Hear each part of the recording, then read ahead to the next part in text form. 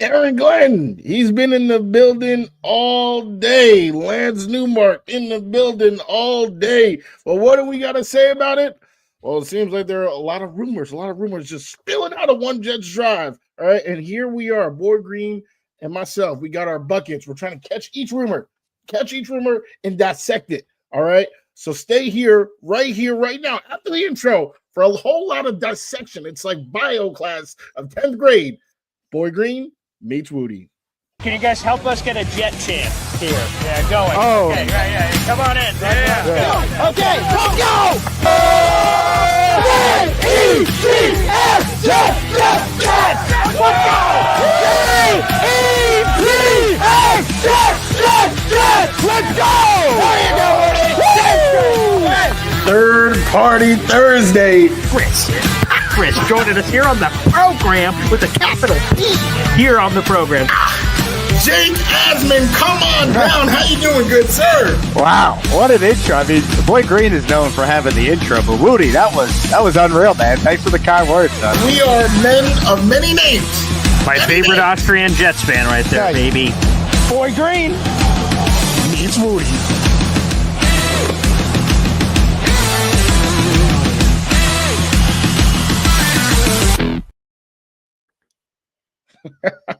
Welcome to another episode of Boy Green Meets Wudi. It is your boy James Wudi. We are Wudi, rocking everywhere. And right here next to me is the boy who became king, Mr. Paul Esden Jr. himself. How you doing, Boy Green? The rumors are tasty. Oh, baby. They are firing all over the place. And, man, that intro just fires me up. The I'm behind the scenes air drumming. I'm in, man. I am fired up. It's maybe Aaron Glenn Lance Newmark Day, baby. After all this time of waiting and speculating and this, that, or the other, we have some real action going on here. Here's the latest nugget from. Let me pull up Josina Anderson here. NFL insider extraordinaire. Here is her latest tweet just a little bit ago before our show started. I'm told optimism is steadily growing that the visit with Detroit Lions defensive coordinator Aaron Glenn and Washington Commanders assistant GM Lance Newmark is trending positively, per league sources. Moreover, the sentiment is the Jets' jobs are theirs, pending all contractual mesh points getting certifiably agreed upon. So it seems like we're at the doorstep here, Woody. We could have breaking news on this bleeping show, for God's sake. And, ooh, baby, I'm ready. I'm ready to run through a brick wall. Coach. You know? Yes. We definitely could have breaking news. I just want to shout out one comment that if I was drinking water or something, I definitely would have done a spit take because it was pretty hilarious. RKO, the most dangerous letters in professional wrestling. If I do have a morning show, that is, I guess I would have to call it. That's what I would have to call it. That just made me crack up. Yeah. In terms of the Aaron Glenn era, yeah. You know me, man. I'm not trying to be, just the annoying little cloud who rains on parades. But I just no, I'm not. I'm not trying to be like that. Yeah, but that's what it said. That's like when people come out and say, I don't want to be that guy, but blah, and then they're that guy. So, but no, go ahead. What? I didn't say but. Right? Because I do agree. Right? But doesn't negate. I'm not trying to be that guy. It is just interesting to me. It's just interesting to me that pretty much since Saleh was gone, it was we need to go the complete opposite. Experienced coach.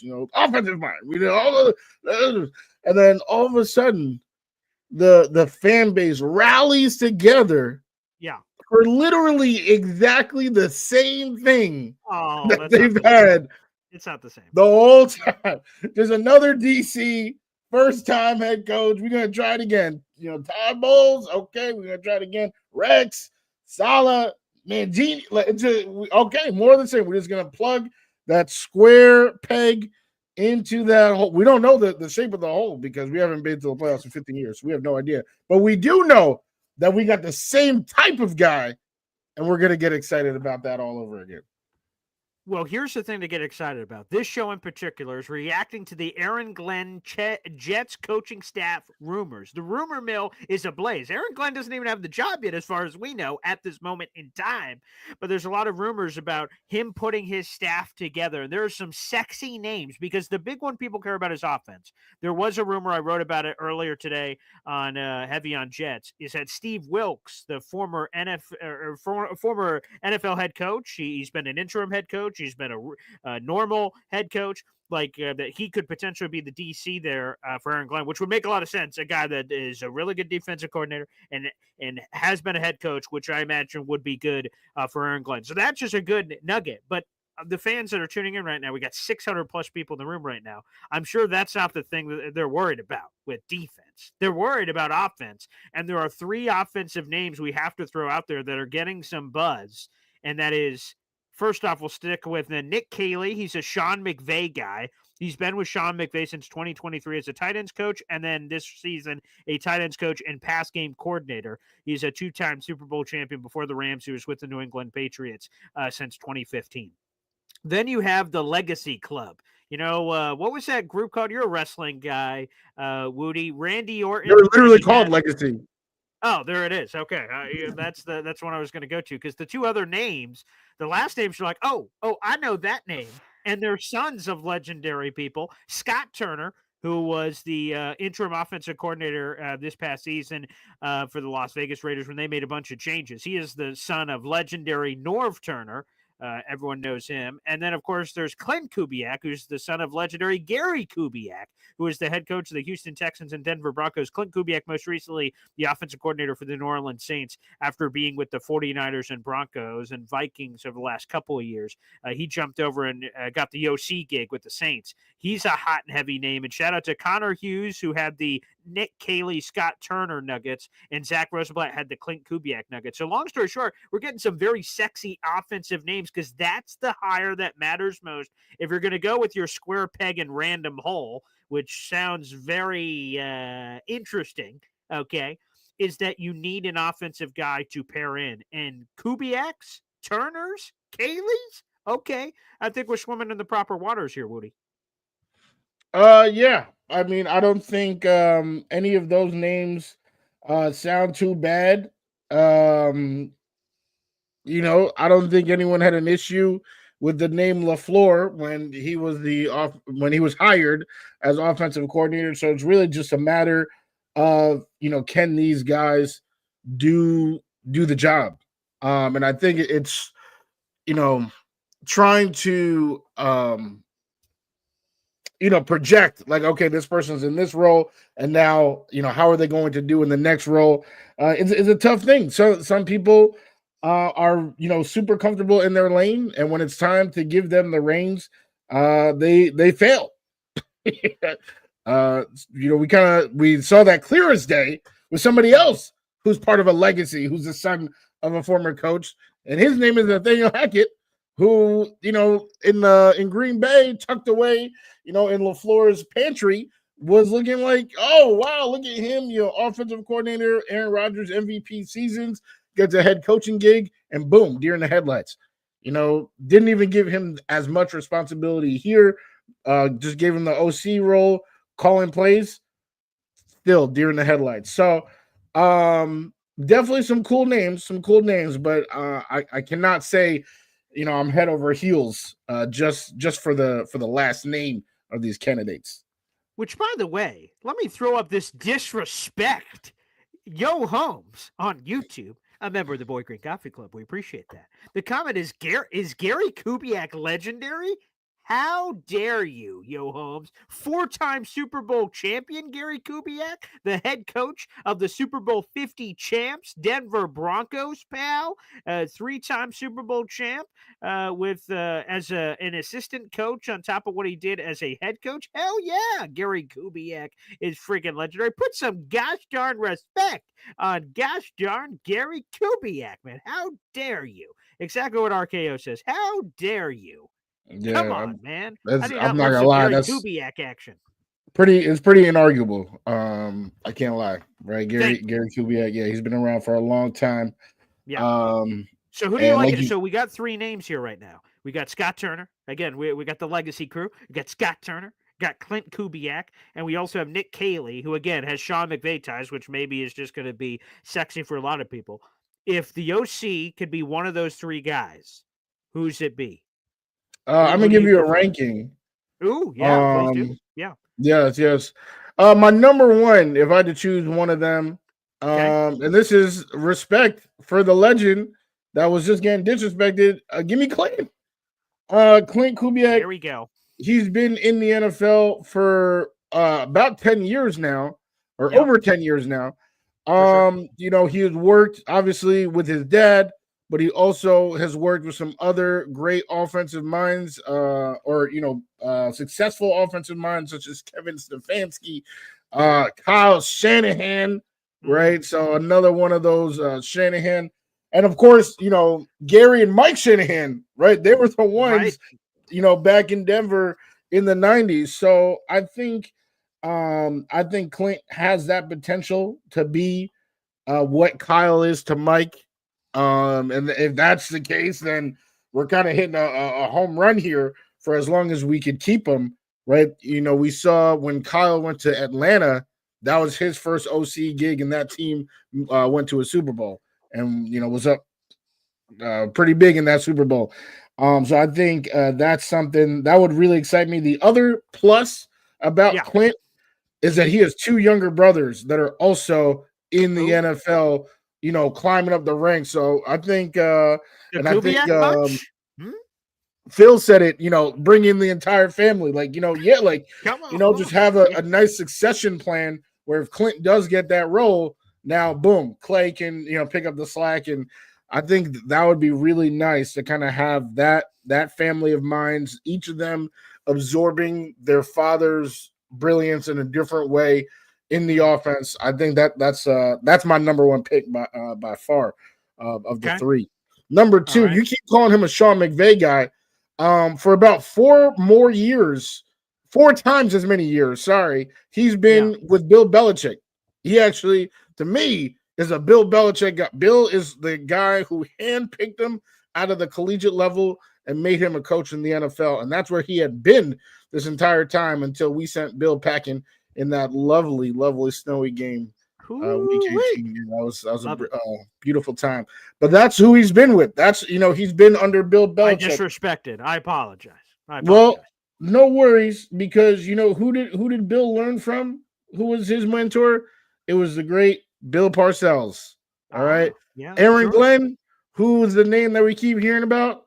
You know, when we talk about Aaron Glenn, his mentality, you know, how he cut his cloth, the great Bill Parcells.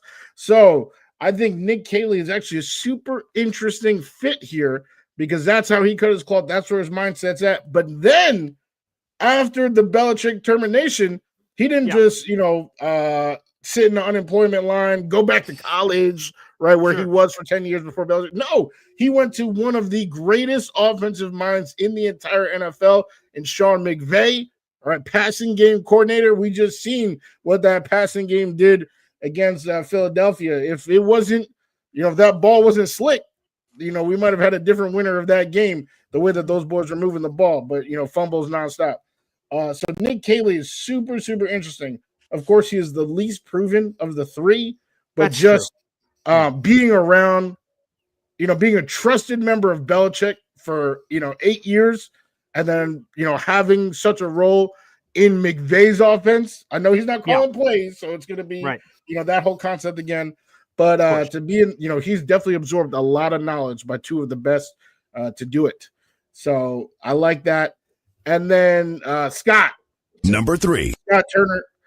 Not to disrespect the Turner family tree, but we just talked about Hackett. Hackett's part of a legacy, and I don't think anybody wants Nathaniel Hackett to step anywhere in the state of New York or New Jersey, let alone be a part of the organization.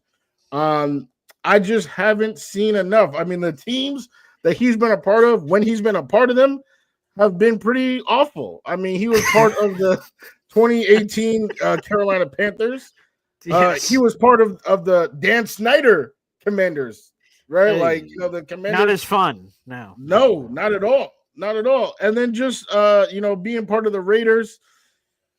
I mean, I have not seen a team that he's been a part of where there's either a mind or production that makes me want to say, bring this guy in as a New York Jet OC.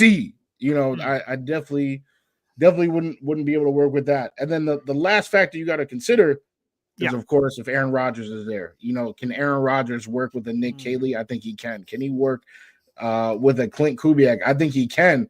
I think, you know, out of respect for, you know, those, you know, the fathers, I think he can do that.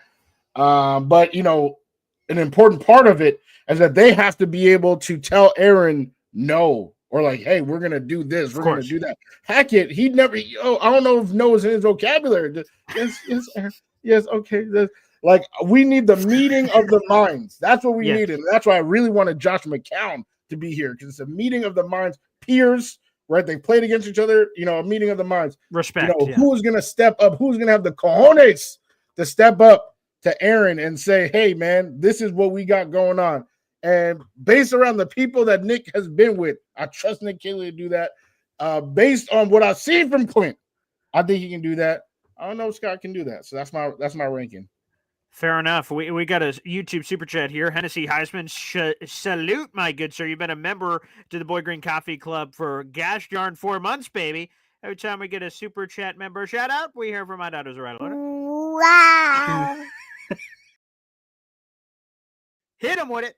And the Hennessy Heisman comment is Glenn needs to knock it out of the park with the OC, and I couldn't agree more. It is such a massive part of the hiring process. But you mentioned a name, and it's in the comment section. We got 1,000 people in the room, baby, and growing. Everyone is all over this conversation. Again, we're reacting to Aaron Glenn's potential Jets coaching staff. He has not been hired yet. Maybe that'll break on the show. That would be friggin' awesome if it does. So fingers crossed, baby. And if you see it, super chat that bleep in so I don't miss it. Like, you're just like, Aaron Glenn's been hired. Super chat. $5, $10, boom, and it'll be in big color. I can't miss it. I'll be like, sorry, mama. And we'll get an immediate reaction to that if and when that comes in. But these are the rumors that are going out there, because apparently Aaron Glenn spent part of his day yesterday making some phone calls, the phone a friend option, about making sure he's checking who could potentially be on his list. And he's checking it twice on who could be that coaching staff that he's putting together, which is all that important. But the name that's been mentioned is Josh McCown. And I see Hennessy Heisman's been having this conversation in the comment section. So I want to make sure I address it, because Hennessy says here, did Josh McCown, really say he doesn't want to be an OC? So Adam Schefter, ESPN NFL Insider, was on the Pat McAfee show, and he was asked about Josh McCown potentially leaving. He's currently the quarterback's coach with the Vikings. Now, for people who don't know, if another team called up the Vikings, said, hey, we'd love to interview McCown for the same position, quarterback coach, the Vikings have the right to tell the Jets or any other team to pack it. They can block lateral moves. That means moving from the same job to the same job. So quarterback coach to quarterback coach anywhere else in the National Football League. If anyone offers him a QB job, the Vikings can block him from even interviewing because it's a lateral move. However, technically, if the Jets said, hey, Josh McCown, we'd like you to come over to be our offensive coordinator, the Vikings can't block that, because they can't block promotional opportunities. And I'm sure you guys can understand why that would be frowned upon in the NFL if that rule didn't exist, for blocking people from getting opportunities to ascend. Anywho, back to Schefter. He was on the Pat McAfee show, and he said that Josh McCown himself would not leave Minnesota unless it's for a head coaching gig. So apparently, and that's, so take that for what you will. So Hennessy asked, did he really say? Josh McCown has not come out publicly and said it, but this is Schefter's reading, that he would not leave unless it's for an HC job, because he likes what he's got going on in Minnesota. And he just doesn't want to leave for any OC job. Now, I'd be curious if the Jets could pluck his heartstrings. He's got a great relationship with the Jets. He's been on basically like every team, so maybe he's got this relationship with everybody. I don't know.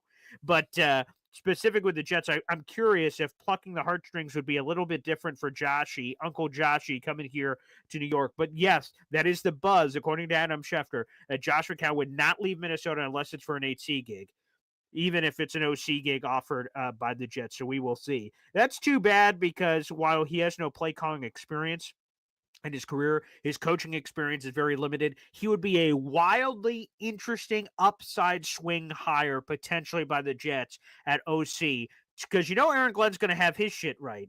But what's going to happen on the offense? And that sort of goes into your question, Woody. We could get into this about Aaron Rodgers. Is it more likely or less likely that with Aaron Glenn potentially being the guy, whether Aaron Rodgers comes back or not? We could get into that after we finish this McCown thing. But it sure seems like Minnesota, Josh McCown, is not going to leave Minnesota unless it's for an HC gig, which it's hard to blame him for because things are going great in Minnesota. It hasn't seemed to matter who is at quarterback for Kevin O'Connell, Sam Darnold, Kirk Cousins. He has just found a way. Hey, the Pastronaut, freaking Joshua Dobbs was over there cooking it up. So Kevin O'Connell's been able to plug random quarterbacks in there for Minnesota, and they have gotten success. So I don't really blame Josh for not trying to run away from the Vikings, Woody.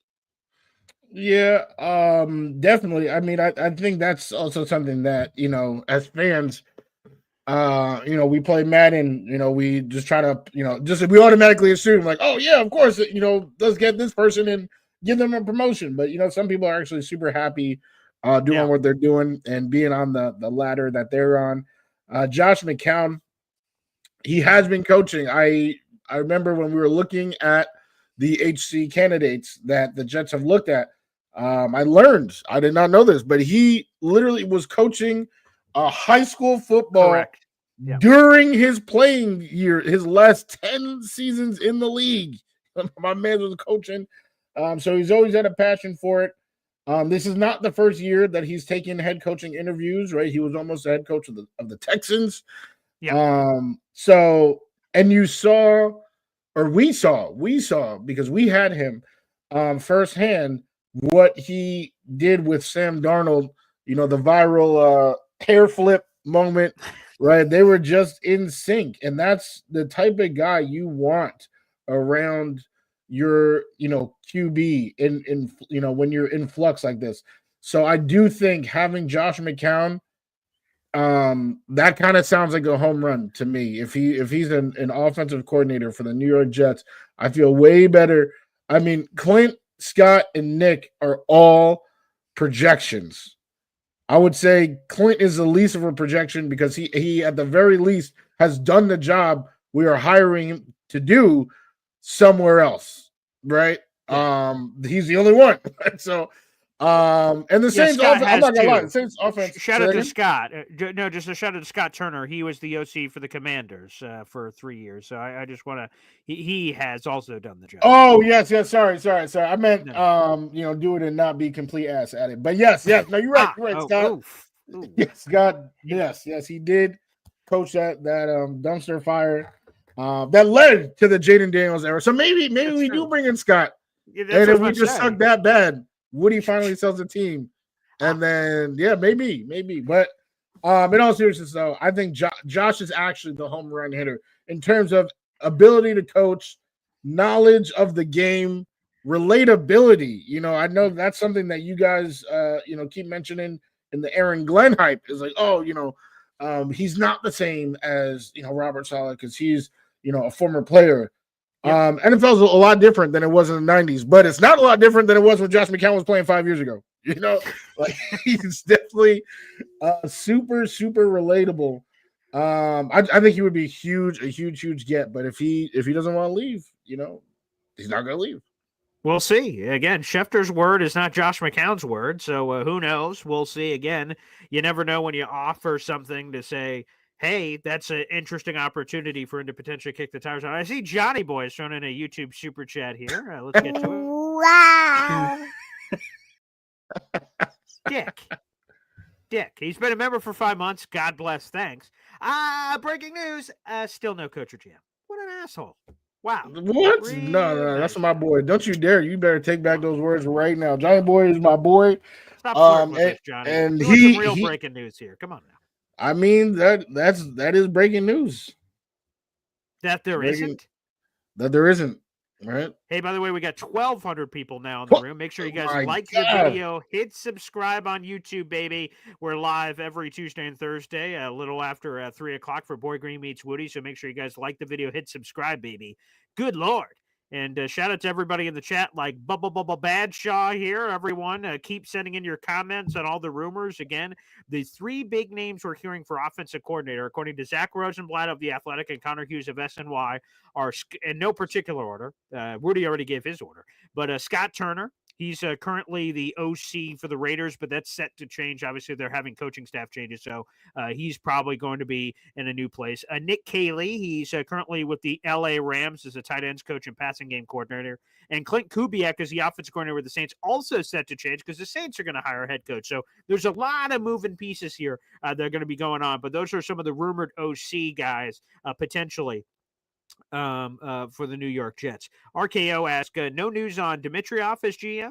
As far as we know, unless something's broken, because I just did an interview, we'll be having it up here probably today, so keep an eye out for it. I just spoke with a New York Jets player right before the show with Wudi that we're going to be putting up a fun conversation, so make sure you guys check that out when that gets released here on the channel, youtube.com/BoydGreen25. But as far as we know, the only two finalists are one finalist at HC and one finalist at GM. To me, that means the Jets are going to make an offer that they can't refuse, and this is also worth noting here, Wudi, that Aaron Glenn is meeting with the Jets right now. He was set to meet with the Saints tomorrow, but because of weather delays, at the earliest, Aaron Glenn and the rest of the candidates can't meet until late in the week. So the Jets may still give Aaron Glenn an offer he can't refuse, and that he was always going to be the guy anyway. But the fact that the Saints interview has been kicked because of weather, I think that only is more good news for the Jets to close this puppy potentially, Woody.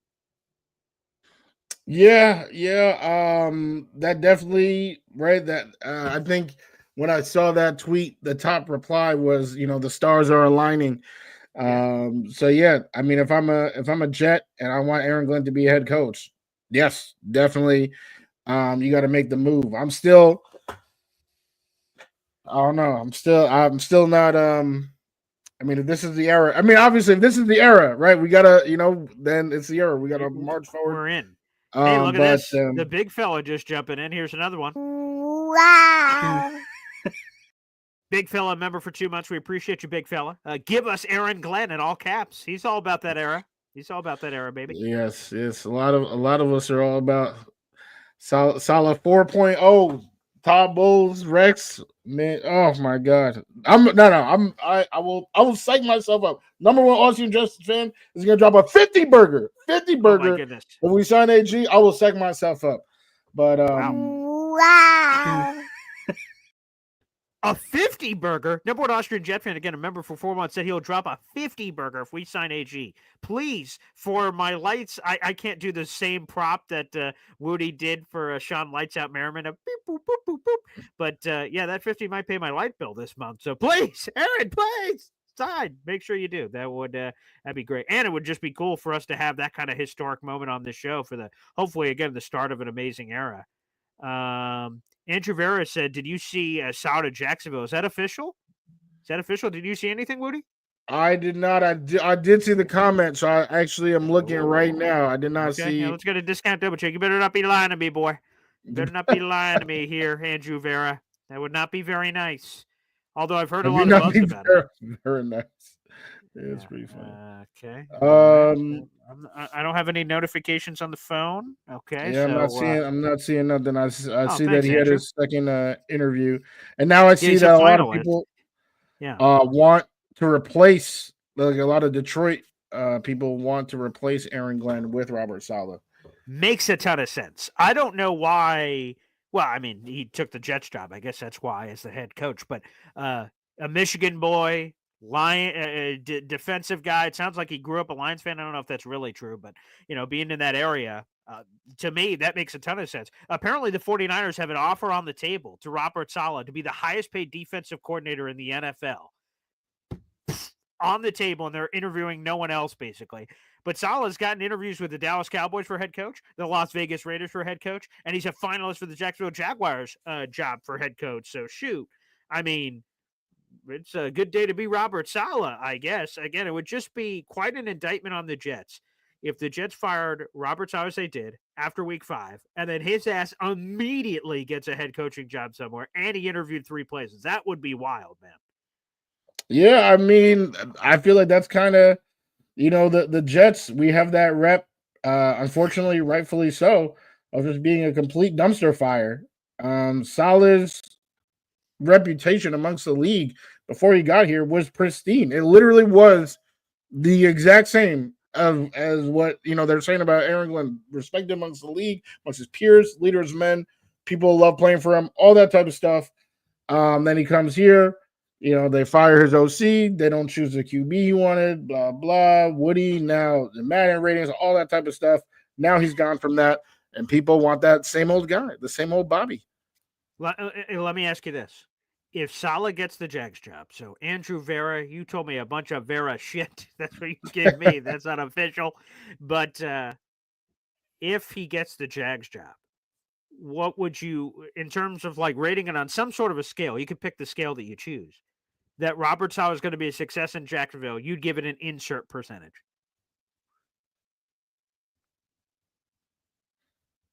75.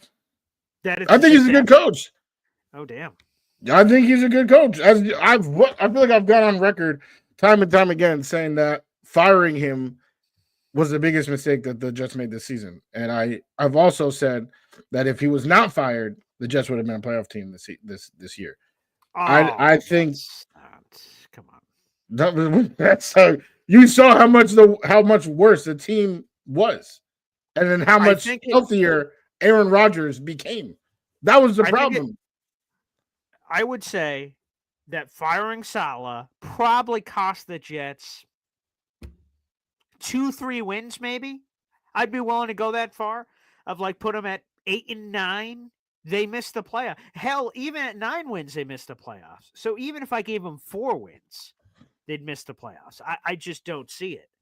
I just don't see it. But, we can agree to disagree. Sure. We're grown men. We can do that. Yeah. But in Jacksonville, I think they do have a lot of pieces in place. A lot of guys like a Trayvon Walker, who was, the number 1 overall pick. They picked him over Aiden Hutchinson, which looks crazy now. Oh, actually looked crazy then too. Crazy. But it looks even worse now. Crazy then and now. Well, yes.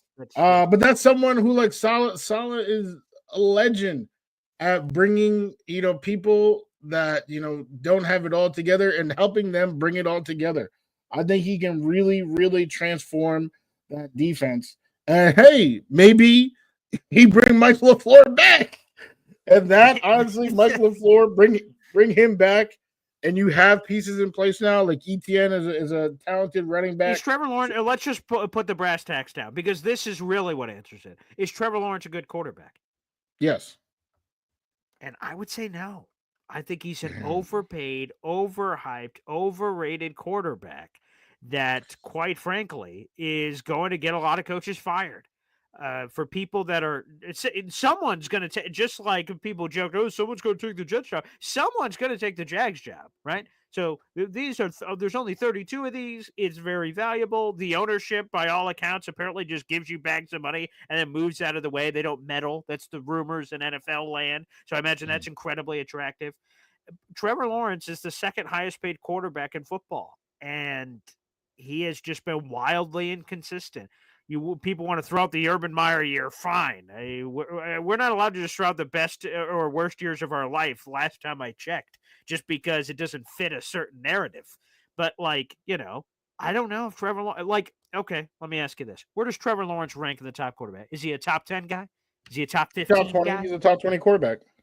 That's not great for the second highest paid quarterback in football to be a top 20 guy. I mean, I didn't say he wasn't overpaid. I didn't say he wasn't overpaid. But top 20 quarterbacks make the playoffs when they have good teams around them. Like if the Jets had a top 20 quarterback, either of those 7-win seasons, they're making the playoffs. The problem was that whoever, Woody, Brick, somebody was trying to convince us that Zach Wilson was in the top 50. Someone was trying, right? But that was simply not the case. But plenty of top 20 quarterbacks make the playoffs when they have good teams around them. And they even deceive a lot of people into thinking they're better than they are. I would imagine you poll the average person, where's Jared Goff? Everyone's going to tell you, top 5, top 10. Jared Goff, to me, is not a special quarterback by any means. By any means. That's why Sean McVay got rid of him. Because yes, he's decent. He's decent. He's in the top 20 somewhere, probably 19, 18, right? But he needs all of these different factors around him to appear great. And yes, you can prop him up and, put makeup on him, put him on a dress and shovel him out there and he can be a pop star. But when the push comes to shove, he is not that good. He's not that good. So I think with Trevor Lawrence, you have Brian Thomas Jr. down there, you have Travis Etienne down there. If you build that line, Saleh builds the defense. That team can run the AFC South in a division that has the Texans. That team can run the AFC South.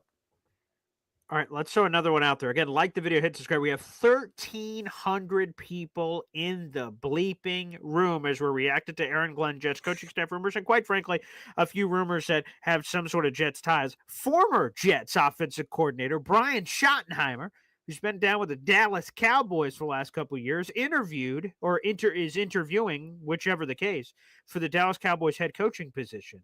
Here is this nugget out from Dallas. Here's this, Wudi. That apparently, according to Shan Sharif, who looks like he covers Dallas Cowboys, he's got 65,000 followers. He's like a Cowboys radio guy out there. He says hearing an offer could be coming soon for Brian Schottenheimer to be the next head coach of the Dallas Cowboys. Shoddy. Good Lord. They're looking at Robert Saleh. They're looking at Brian Schottenheimer. What the flying hoot?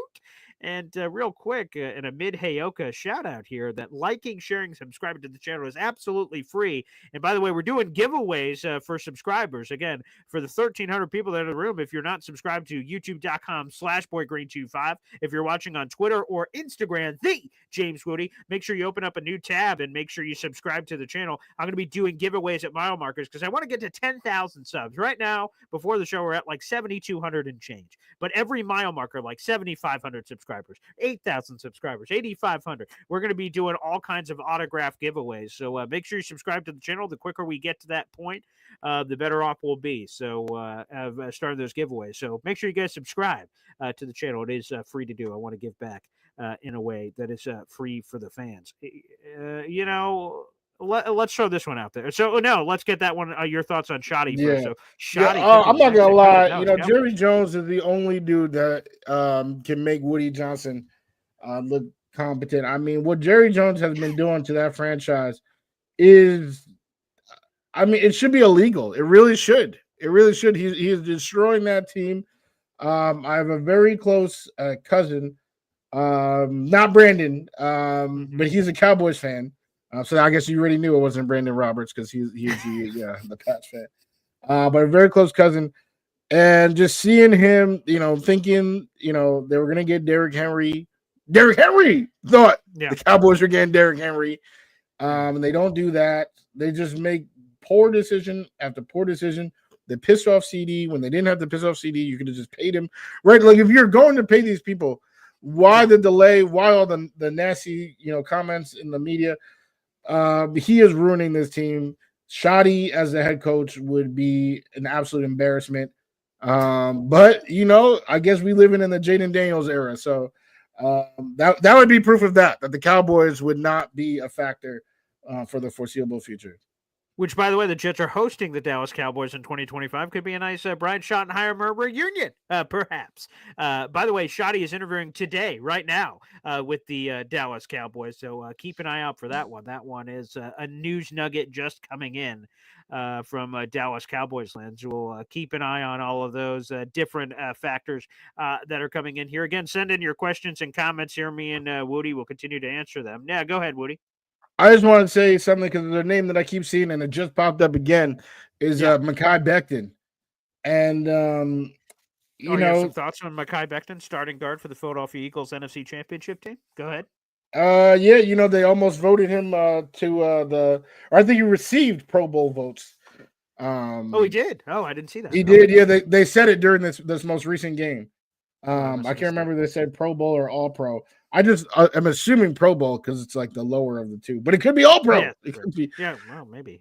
But that is the power of coaching. I guess there's two things to say about Mekhi. One is the power of coaching, right? Clearly, we did not get the best out of him. But he also kind of was difficult, with the he needed to be humbled first. And I think that's that's something that people don't realize when they like want to dunk on the Jets. Jets, what an idiot! Right? Look at like that's not the same. Mekhi Becton takes two to tango. And a left tackle, right? He's not coming into Philly saying none of that.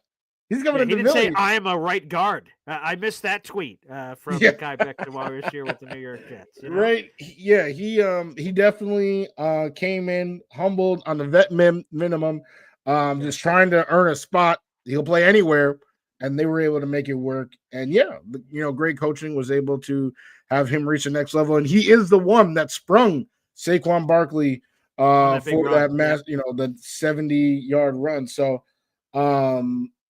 it's a little bit of change of scenery, but coaching, and that's why we're here. That's why there's over 1,300 people in the room right now, is because we care about who will be coaching this team. Again, I salute Mekhi Becton. It sucked how it went here. That was Joe Douglas's very first draft pick as the general manager for the New York Jets. It was supposed to be a transformative pick, not only being his first pick, but the left tackle and everything that was supposed to mean. And obviously, it didn't work out outside of a couple of pancake flashes in year one. The rest of it was all compromised by a variety of different things. So to see him in the playoffs and having success and the big smile on his face and enjoying everything, salute. But I think you're 1,000% right, and I'm glad you said it. He had to be humbled of getting punched in the face and being a free agent and probably saying to himself, see you later, Jets. I'm going to be the hottest thing on the market. And nobody. Eagles, for random chunk of change, he might have made a little more than veteran minimum, but his whatever contract he signed, he was not guaranteed to even make the roster. So, that was up for grabs. And now, again, he's the starting right guard on a Final Four team. In the National Football League, a team that's a game away from the Super Bowl. So, again, I salute. I'm glad that he was able to transform as a man and everything else. But I don't think if he stayed on the Jets, if they would have exercised the fifth-year option or franchise tag him or whatever happened, I'm not sure if he reaches this Super Saiyan level unless he hit the bottom to realize what it was, to then pick himself back up, dust himself off, and say, okay, this is like fight or flight. I'm against the wall. All hell's broken loose. This is a pinnacle moment. If I suck and I'm a lazy asshole with the Eagles, I'm done. My career is over. I'm maybe a journeyman backup on a 90-man roster, or I grab the world by the balls here and say, I'm Mekhi bleeping Becton, and I'm about to show everyone what it's about, and salute to him for doing the latter. So absolutely. So honestly, salute to him. Yeah, and good luck in the NFC Championship. Another former player playing in the playoffs. Yeah, that's sort of annoying. By the way, I see this comment from Bubba Badshaw here. Paul, I just finished Mike Westhoff's book. Loved it. What should I read next? So I got a bunch of books back here. So first off, for those who have not read it yet, this is the Mike Westhoff book, Figure It Out. Mike Westhoff just retired from coaching from the Denver Broncos. He was a special assistant to the special teams coordinator there with the Denver Broncos. These are all my notes for that future Mike Westhoff interview I'll be doing this offseason. So this is shoved deep with notes. But if I'm going to recommend another book, let me take a gander here. Let's see.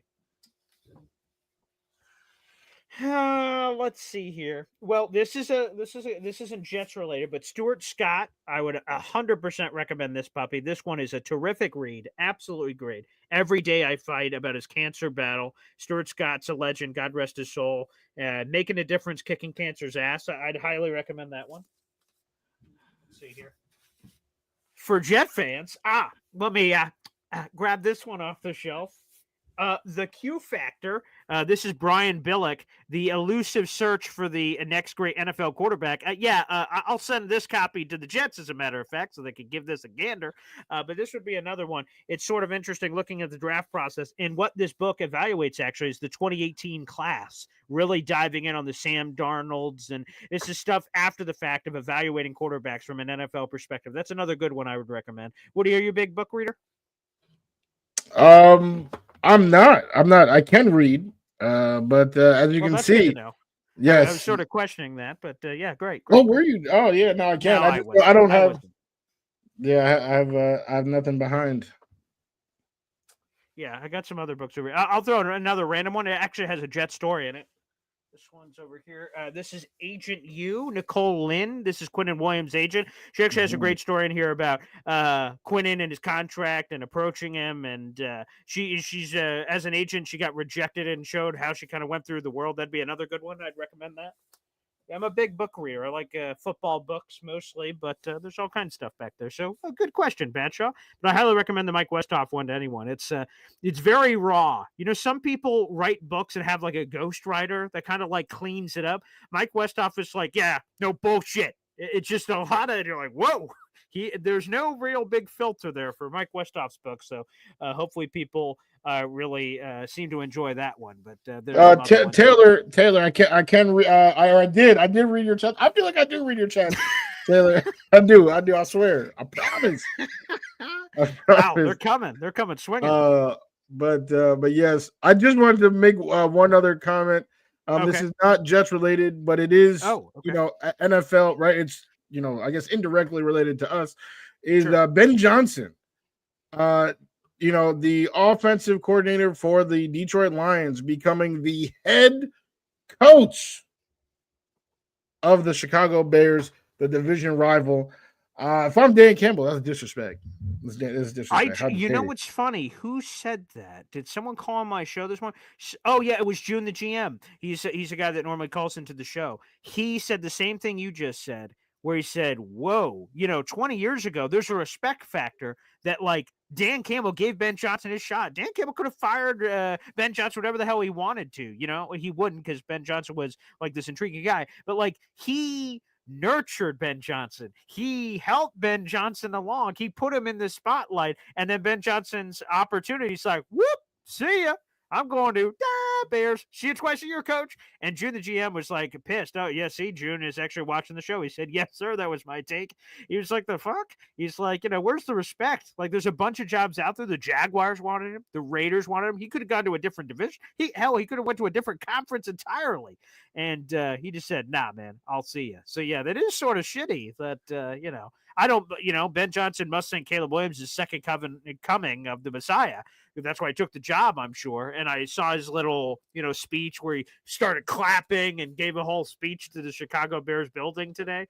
But yeah, you are right. It does feel a little, you know.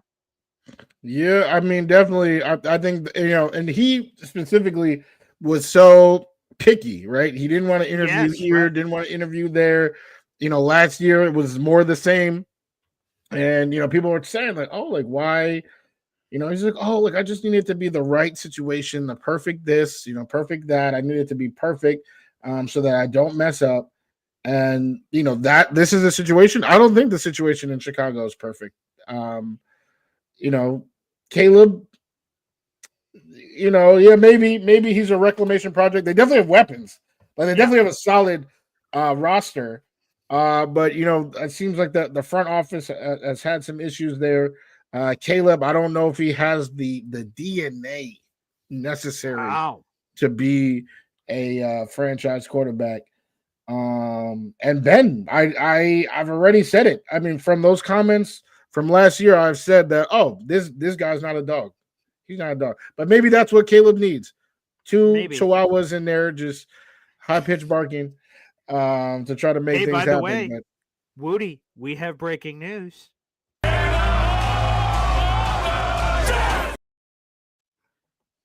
It's not Jets related, but there is breaking head coaching news. My God. According to NFL Network insider Tom Pelissero, the Minnesota Vikings and head coach Kevin O'Connell have agreed to terms on a multi-year extension. Mm-hmm. This was Minnesota's top priority, and conversation started immediately after the year. Kevin O'Connell, 39, ain't going anywhere. So there was some rumors. Jake Glazer dropped that bomb of, you know, right at the end of the season that Kevin O'Connell, teams have tried to trade and call about Kevin O'Connell's services. He will not be on the move. He agreed to a long-term deal.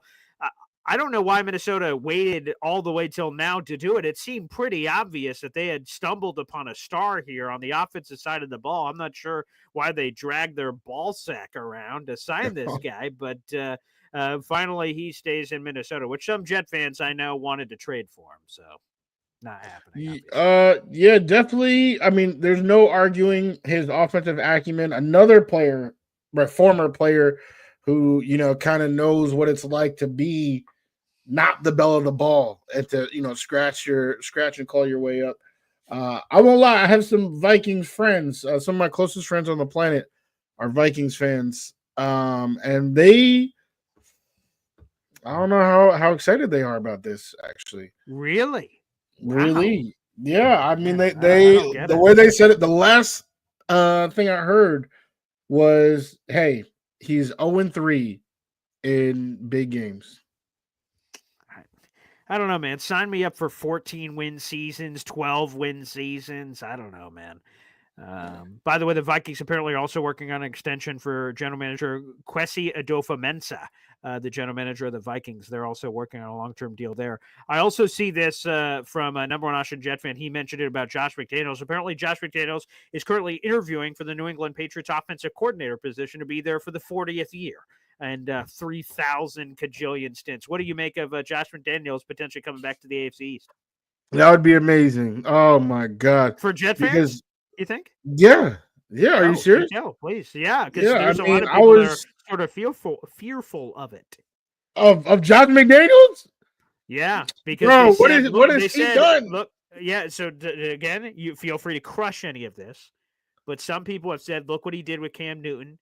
Look what he did with evolving offenses in different places with New England and got the most out of him. And I heard Tom Curran, he covers the New England Patriots for NBC Boston. He was on with Rich Eisen and talking about the evolutions of Josh McDaniel and all these different schematics and how they perform really well with Joshy. That's what Patriots people say. Yeah, I mean, Patriots people that they're not the brightest. I'm gonna have to say, boy. Josh McDaniels is pretty much Nathaniel Hackett Sr.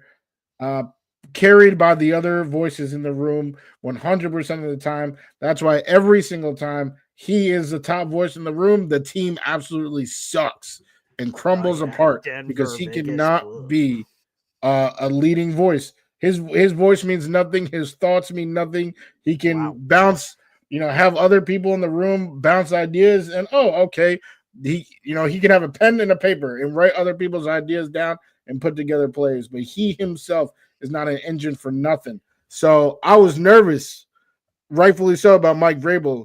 Right, he was the top coaching candidate. Sure. However you want to slice it, he's the top coaching candidate out there. He went to our division rival. And I was like, God, because that's how you build a team, right? There's no secrets about how to build a team in the NFL. Great head coach, great quarterback.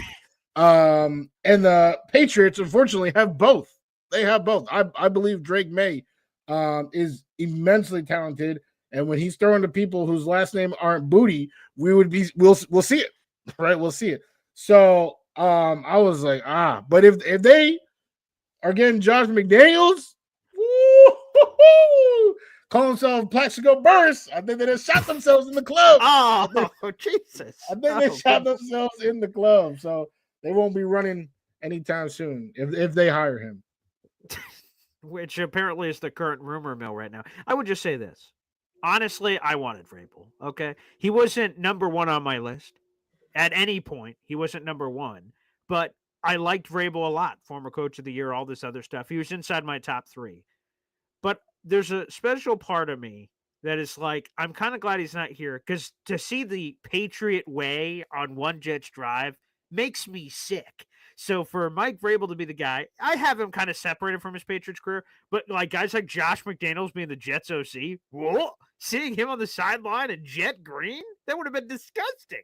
So, I mean, a little part of me is kind of like, I'm okay that that's not here because we would have been seeing all these other Patriot guys around the Jets, and that just would have been disgusting. So don't get me wrong. I love stealing Curtis Martin from the New England Patriots in the late 1990s. That was beautiful. But that's about where I end my Patriot stealing stuff sort of thing. You know what I mean? So I just want to make sure that's out there in the universe. I can't lie. Josh McDaniels being part of the Jet staff would be, like you just said, would be disgusting. But like Vrabel, like he didn't work for the Titans. I think what he, that might even be like a Robert Kraft type hire where maybe he felt like he let Mayo have the reins and didn't get the results. So now he's actually, calling some shots. But the Ravens that we saw in Tennessee, there were some Patriot guys. Brian Flores is a Patriot guy. And I've heard the rumor that Thomas he might Dimitrioff, Patriots guy. Yep. Yeah. So I think I trust his judgment on who to bring in, who not to bring in, and it would have been solid. But now that he's not here and he's a Patriot, obviously we will burn Utica to the ground. I think we are ready to, do war with that great head coach and quarterback. I just hope that we have a great head coach and quarterback, which it's not a guarantee. It's actually very, very far from a guarantee. Yeah, well, let's get into that. We forgot to address that part of the equation. Again, we got 7,226 subscribers, baby. So we got 1,400 people in the room. Make sure you open up a tab right now on YouTube if you're not watching on YouTube. It's youtube.com/boygreen25. Hit subscribe. It's free to do. And like I said, we'll be doing autograph giveaways at all the milestone markers, including 7,500 subscribers, 8,000, 8,500, 9,000, etc. So make sure you guys open up a new tab right now and do it. What about Aaron Rodgers here, Wudi? This is obviously complete speculation. Again, if Aaron Glenn is hired and everything has been moving in that direction, hopefully it breaks during our show here. But that if Aaron Glenn is the guy and Lance Newmark is the guy, maybe specifically Glenn, does that increase the chances of Aaron Rodgers coming back or not? Because Aaron Glenn is a defensive guy, and he's been with Jared Goff, who's a veteran quarterback on the other side. And there might be something to Aaron's like, well, they're both Aaron, Aaron. One Aaron is like, hey, man, I got the defense. The other Aaron's like, I got the offense. Bing, boom, bam, handshake. It's the perfect solution, relatively speaking, for what is available for 2025. Again, does it increase the chances or decrease the chances if Aaron Glenn's a head coach that Aaron Rodgers is back in 2025? Well, let me go out and very, very clearly say, one having the offense, one having the defense is the exact opposite of what we need. That was a huge problem with the most recent tandem of the New York Jets, or the last two, actually. So, no. And Aaron Glenn already said, right, I'm a coach. I just happen to be on the defensive side. That was a great answer. Great answer. So I'm expecting him to talk to the offense, to deal with the offense, to be involved with those meetings. Like Bill Belichick, obviously a defensive coach, but he was very involved on the offense. And I think Vrabel also, to an extent, that's why, even with bums like Arthur Smith calling the shots, their offense never actually, was as bad as the coordinators, because you have guys in there. So I think with Aaron Glenn alone, I don't think will push Aaron either direction. I mean, Aaron Rodgers in either direction. I really think that OC matters. And that's why I mentioned them before. I feel like Aaron would be more inclined to work with a peer like Josh McCown. I think it would actually be fun for him to pick Josh McCown's brain, as they both played a lot of the same teams for the last 20 years, and be like, oh, wow, like this is how you were seeing it. Oh, that's how you were seeing it. I think that would be really fun for him. I don't think it would be as fun for him to talk to, what he perceives to be a little kid who doesn't really have that experience, who is really just trying to, figure out this job for the first time. I don't think that's fun for him. I don't think that's something he would want to do. It would almost kind of be either like babysitting or like mentoring the OC, which I don't think we would want to happen. Like, we want an OC who is coming up with ideas by themselves, right? If we have Aaron mentoring the OC, then we might as well get Nathaniel Hackett right back. So I think the OC matters more than Aaron Glenn. I think Aaron Rodgers would work with Aaron Glenn, but who is the offensive coordinator that is tasked with working with Aaron Rodgers? I think that matters a whole lot more. I'll get back to Aaron Rodgers in a second. Just I want you to tell me what's more likely. So, number one Austin Jet fan earlier said he would drop a 50 spot if Aaron Glenn gets hired during our show. Jimmy Jets just said if the Jets hire John Gruden, I'll drop a 50 spot. And then Vegas Jets jumped in and said I'd drop 1,000. So what's happening? Are we getting Chucky, John Gruden, or are we getting Aaron Glenn? Well, I think the reason why Vegas Jets said that is because he knows that $1,000 ain't going nowhere. Not going anywhere. Gruden. Oh, I see. I do think it's really and that's another thing about this Aaron Glenn era. Yeah. If we are here 3 years later looking for the next Jets head coach, it's like, why didn't they look at established coaches like McCarthy? Gruden's out there. I can give them a pass for Gruden because he's literally been out of the NFL for years. But McCarthy, Carroll, they really interviewed a random ragtag bunch of candidates when this was supposed to be, the pressure's on, they got to be super safe. But I feel like they messed up there. They did not actually interview the best pool of candidates. All right, let me throw these two at you. We talked about the real offensive coordinator names that have been kind of floating around. Let me throw two at you that we just talked about. John Gruden has gotten no interest so far, outside of the report that Tom Pelissero said that the Saints offered him to be the offensive coordinator. He said, nah, I'm good. For whatever reason, take that for what you will. And Mike McCarthy was rumored to be very into the Bears job. Obviously, they went Ben Johnson. He's very rumored to be at the Saints job. We'll see what happens. If Mike McCarthy doesn't get a job, is it anywhere in the ethos that the Jets turn around and hire Chucky or Mike McCarthy as OC? If John Gruden got offered the OC job in Saints land, that doesn't sound like the craziest thing. And Mike McCarthy's been an OC before, and it could be, I don't know if it's a long-term thing. He probably has great desires to be a head coach again. But would that at all interest you, either of those guys? Or is it unrealistic or what? I do think both are unrealistic, especially both of them have just been head coaches for so long. Yeah. It's like a huge ego boost. And especially for McCarthy, I don't think I've done enough to warrant a demotion. I just had multiple 12-win seasons. That's true. Yeah. So I do not think it's realistic.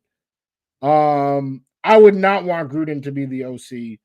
Okay. I just feel like the game has passed him by. I remember the one stat that everyone was saying when they first mentioned his name was when the last time he won the Super Bowl, right? 0 snaps out of the shotgun. Like he is just. And I'm not, he obviously has his football videos. He's following the game. He's into the game. But to just have him in charge of the offense, an offense that already has been stagnant for years, I will have to hard pass. If McCarthy's willing to do it, yes, I would sign him yesterday.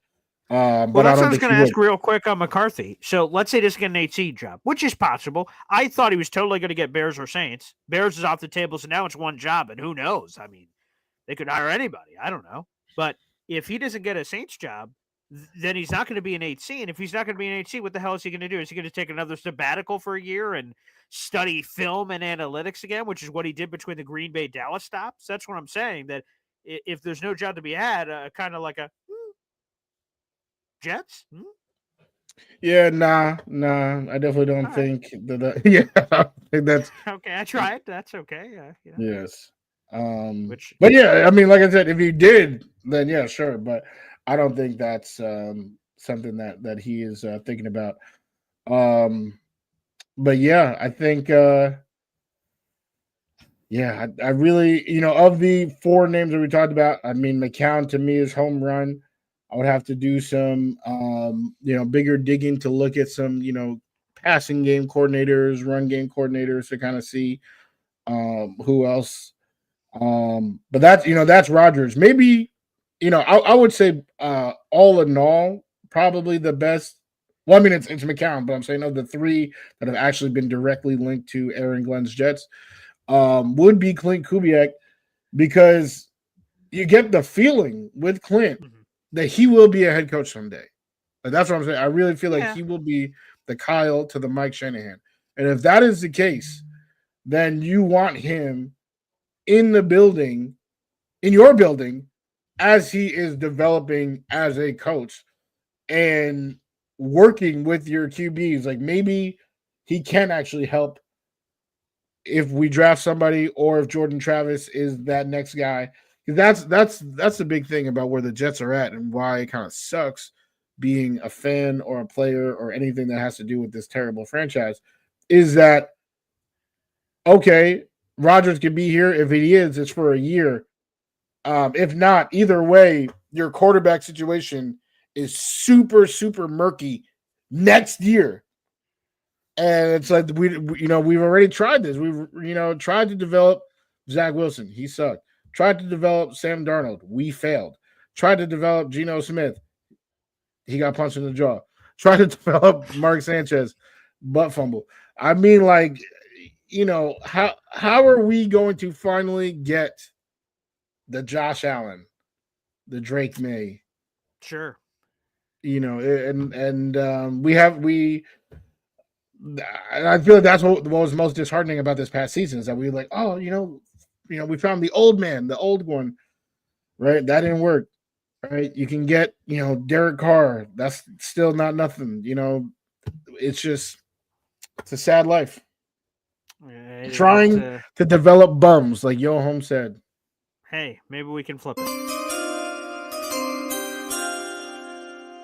Number one Austrian Jet fan for gifting a membership that is to JC Jets. Thank you. Thank your local number one Austrian Jet fan for that gifted membership, baby, which we appreciate. Update the bidder. There's now 165 gifted memberships so far this cycle for a number one Austrian Jet fan. Absolutely terrific. And this is good news or a news nugget for both me and you, Wudi. Hector Cabrera, member of the Boy Green Coffee Club, said, Boy Green, if you're doing a group game next year, let me know, and I'll put my name for that game. And the game I'm looking at potentially are the Jets are scheduled to host the Dallas Cowboys. Now, we won't know. There's a chance that one, unfortunately, could potentially be overseas. Hopefully, that is not the one that is overseas. The Jets will be hosting a London game. So one of their home games won't happen next year at MetLife. It'll be in London. So hopefully that's not the Cowboys game. But we won't know the official schedule till May. But that's one I'm thinking about. My old man, our old man, Woody, I mean, he used to tell us stories about this on his knee, about being a Cowboys fan, as my father. So that one would make a lot of sense. But we'll see. That's one game I'm looking at. So I'd love to do Boy Green meets Woody again live at a game, Woody. That'd be a lot of fun. It was a lot of fun the first time. Definitely was a blast. A blast the first time. I was actually just looking at footage from that time. I want to say last week as I was just, processing how terrible this season was. Because on that night, you couldn't tell me nothing, man. 24-3. Laid the smackdown on a team that had our number for a long time and got to meet a lot of people who are currently in the comments, got to meet this man right here, the boy who became king, his family. It was a tremendous, tremendous time. Would love to do it again. And I'm trying to stay undefeated. I'm not out here, trying to come watch a loss. So, we will definitely be out there rocking the Jets chants and having a great time.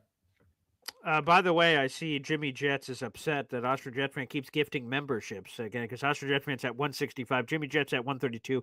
He's currently 33 behind tying, 34 behind taking the lead. He said, "Damn it, Aussie, stop that! How am I supposed to catch up?" LOL.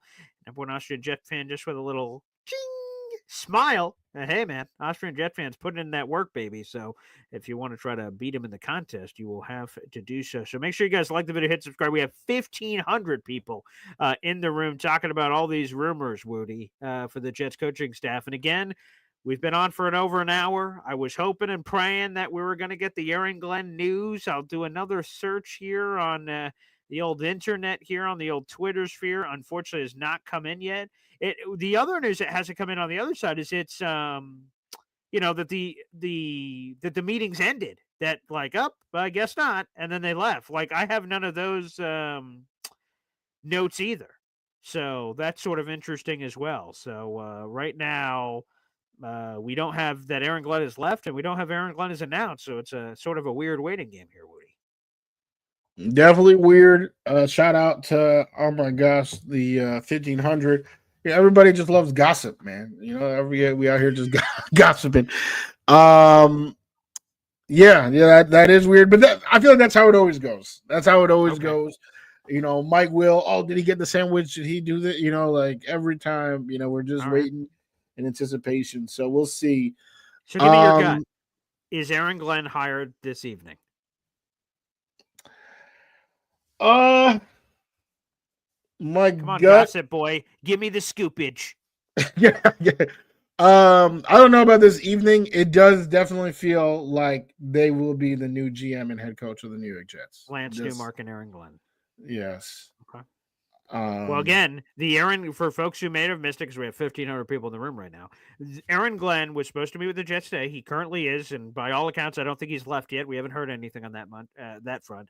And Aaron Glenn was scheduled to visit the New Orleans Saints tomorrow, but because of all the crazy weather, which I've heard down in New Orleans, they've got a blizzard going on, and the first record snowfall since 1885, I've heard, is the kind of snow they're dealing with right now. So that's a couple centuries ago. So they're dealing with all kinds of crap. Long story short, because of that, Aaron Glenn can't visit the Saints until late in the week at the earliest. So that sort of helps the Jets if they make this a multi-day affair, potentially, this dance to dance with Aaron Glenn here as contractual details and other things, because that's what Josina Anderson reported right before the start of our show, that everything is all aligning for them to be the guys as long as all the contract stuff gets equaled out. So, yes, just, we should bookmark this show. This obviously already viewership-wise is a great show. yeah. But, January 21st, just in case we have to come back here in 3 years and talk about who the next Jets head coach is. I'm just not sure that what they did for this coach search was the right thing to do. I think there were a lot of candidates that they didn't even interview. I named a few. I can name a few more. Todd Monken was in Boyd Green's top 3. He was. I think rightfully so. And that offense was looking good outside of Lamar fumbling, Mark Andrews block hands. Like the play call, Andrews was open. That was a beautiful, beautiful play call. The Baltimore Ravens, what they've done this year is almost historic. Or it is historic. Yeah. Actually. I mean, it is. Not the stat that they showed, but it was the greatest since the greatest show on turf, of course. In terms of I cannot remember the stat. By the way, this is Nick Underhill. He covers New Orleans Saints. He's walking outside down there in New Orleans. Look at all that snow, man. So Yo Home says it's snowing like crazy in New Orleans. Look at that. That is. It looks like, again, it is a blizzard. It's a snowstorm. So look at this. Is a live video of them and Nick Underhill down. Hopefully, it doesn't do anything crazy.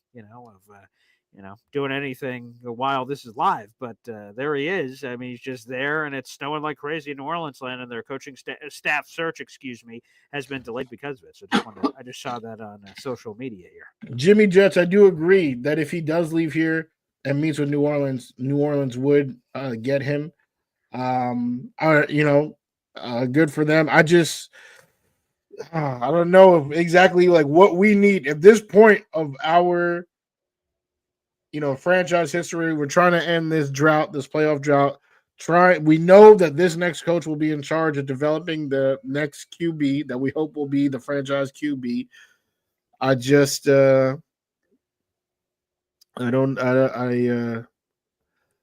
think there are some better options out there. I mean, Cliff Kingsbury is another person who I didn't name, but we've already seen what he's done. I mean, he might bring the first ever rookie to start in the Super Bowl.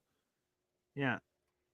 The thing if the Jets let Aaron Glenn leave, again, it's not like a hostage situation. I guess if he really wants to leave, they have to let him leave. But by all accounts, he wants the Jets. They want him. What are we doing here, man? If they let him leave and he goes on to visit New Orleans this week, I agree. There's a chance New Orleans gets him. I know there's a whole, if you love someone, you can let them go and they will come back. No, hell no. If you can close in the deal right now, why wouldn't you? And here's the thing that would make the Jets look bad is the Jets have no other finalists scheduled or even announced. So it would look very bizarre. It looks like, this is me reading the tea leaves, all of the Jets' eggs are in the Lance Newmark and Aaron Glenn basket. Or maybe the Aaron Glenn basket and Aaron Glenn like Lance Newmark, so by virtue, he's also in the basket. It looks they're all in on this combination. And they're hoping that they were going to get the deal done today. If they don't, yeah, boy, guess we got to schedule some other guys. And it's just like, what? So yeah, it seems that's exactly what I'm saying. I feel like that's embarrassing. I feel like that's not how you do this. That's not Well, if you how know you. that's who you want, well, again, that's why as we're getting later in the day, it's kind of like, what the hell's going on over there? To your point, but if this is who they want, then okay, there's something to interviewing 16 candidates. Is how many people they spoke to head coach. They've got conviction on a guy now. Boom, you go in for the kill and go lock it in and get the things done that you want to get done. Yeah. No, I know. I do. I just yeah. I just think it's very interesting what they've how they've gone about this, who they had there, right? Because that was the whole thing, right? We were praising the casting of the wide net to be like, all right, don't just go in there laser focus, like just cast a wide net, see what you can get from different people. But it seems like they talked to Aaron Glenn, the media picked it up, and boom, now there's no other option. Like literally, no one is even called. Like Aaron Glenn has a meeting with New Orleans this week, right? We literally just talked about that. They don't have a meeting with nobody else, no one else. So what? Yeah, what is happening? Like, is Glenn driving the price because of that? I don't know what's going on, but yeah, it looks like that they will be the duo. As for Newmark, right? I think I just saw someone say that he's a worse option. The reason why I've kind of stayed away from picking or from talking GMs on this show is because uninformed we are. Yeah, like there are so many different factors, right, that goes into being a GM, right? These guys, almost all of them, haven't been GM before, right? They are in different areas of the organization. Yep. Then you ultimately don't know who said what in the drafting of what player, right? Especially like an assistant GM. What role did Lance Newmark have on this amazing Washington turnaround? A lot? A little? I don't know. Exactly. And like, he could have been like, yo, we need to draft Michael Penix.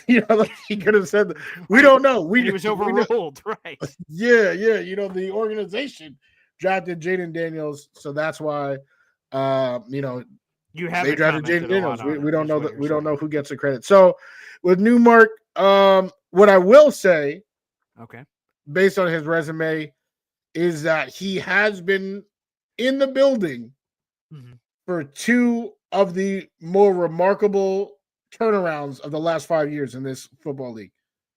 So, if we're trying to become another remarkable turnaround, we desperately need a turnaround. He probably won't hurt. Yeah. Again, I'm sort of in the same ballpark as Wudi, and saying this again.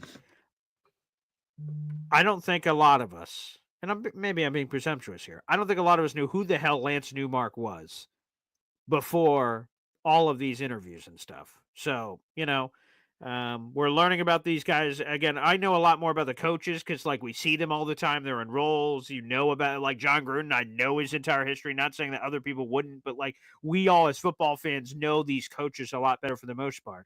GMs are this mysterious names behind the scenes of pulling strings, so we're not sure whether or not they're pulling strings or not, and for what roles are they. All I can say is this about Lance Newmark. He spent 26 years with the Lions. He ascended up the ladder of doing all the things you think that someone would do to earn the role of being to this, to this, to this, to this. He's the assistant GM. He gets another promotion there with Washington. Things go well. You could say that, well, he's there in Detroit for 26 years and they sucked ass and they were 0-16 for one of those 26 years. And I'd have to just say touche.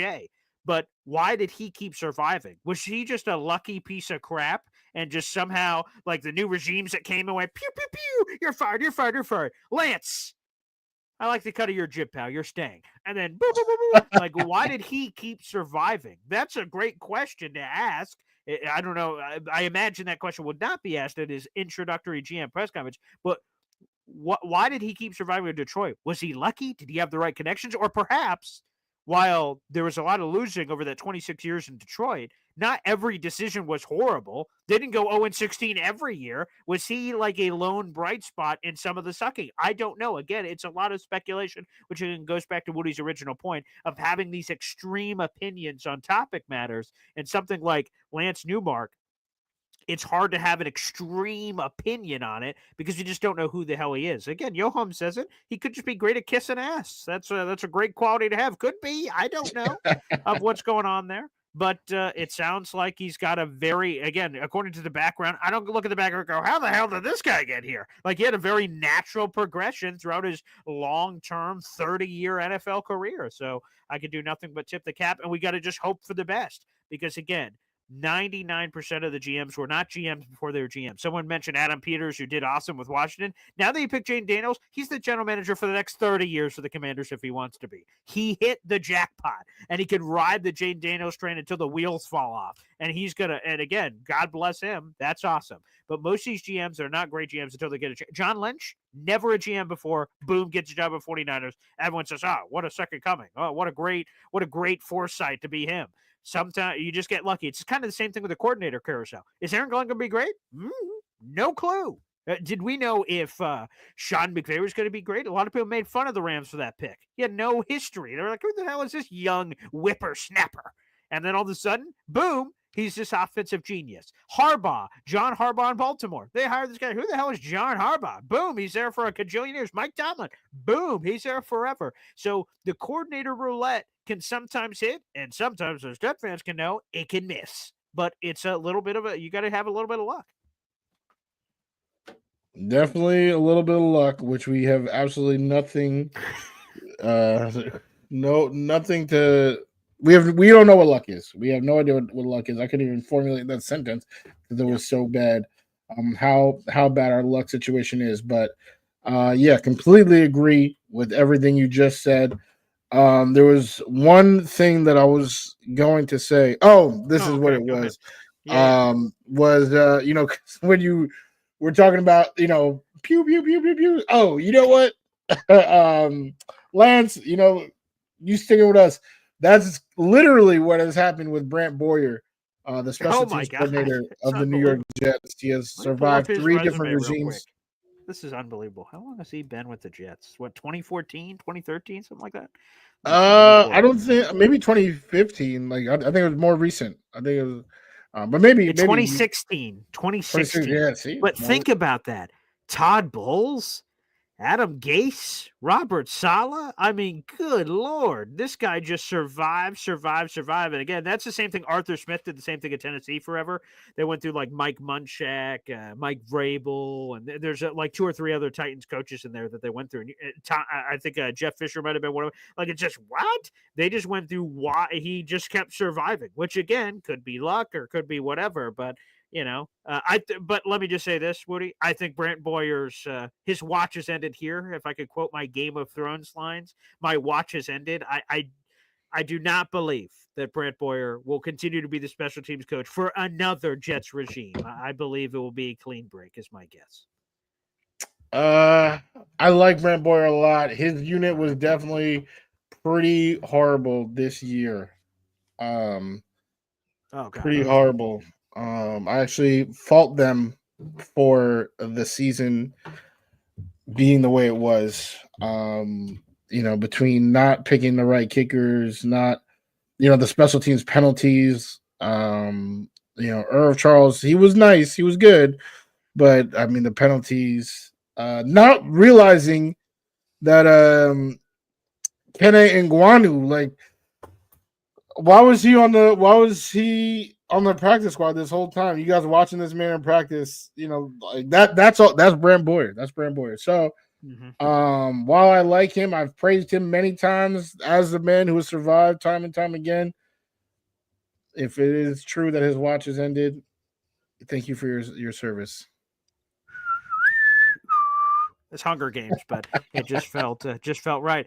Woody, again, I delayed this as long as I could. Again, hoping that we could get the news. It does not sound like it's going to happen while we're live. Unfortunately, we went on. This is one of the longest shows in Boy Green Meets Woody history. Maybe the longest show in Boy Green Meets Woody history, and an hour and a half, and no news. But if news comes on, we will try to jump back on live this evening, or else we'll be on live tomorrow morning for Boy Green Daily. Any final thoughts here, Woody, as we tried to wait it out potentially for the Aaron Glenn breaking news coming in, but did not happen. No, just appreciation for everybody riding with us, talking with us, joking with us. It's a lot of fun to come and just, especially when this team sucks so much, to have a community where you can come in here and we're just laughing, we're joking. It's a super nice way to pass the time as we wait and see what happens with our Jets. Yeah, I just tried to do one more search to see if anything, and no, we still do not know whether or not Aaron Glenn is the coach. Again, Justine Anderson gave a report right before our show that everything was heading in a positive direction, and all they needed was basically T's and I's on the contract and to agree to the terms that were in there. And obviously, an hour and a half has since passed since that Justine Anderson report. It sounds like it's close, but nothing at this point. So, Woody, super fun show. I'm looking forward to many more, which we're going to keep doing every Tuesday and Thursday. We got a third party Thursday. Hopefully we have some news. I mean, we can have someone from, the Lions or something to talk about the AG hire. That'd be a lot of fun, but we'll see what happens.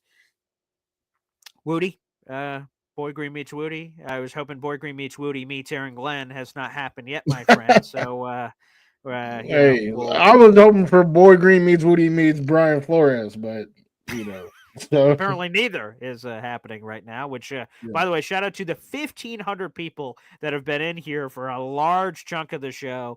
Again, if you guys are new to this channel on YouTube, I'm live every single morning at 7:30. That's Boy Green Daily. Every Tuesday and Thursday, we're live at 3 o'clock for Boy Green Meets Woody.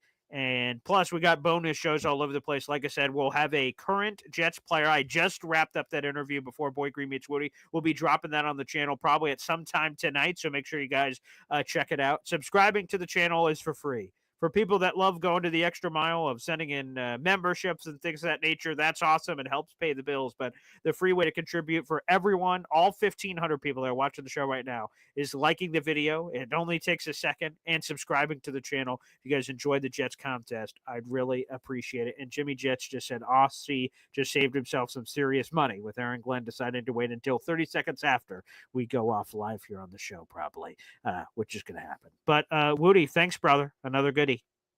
Absolutely. Till next time. We'll see you. God bless. Take care.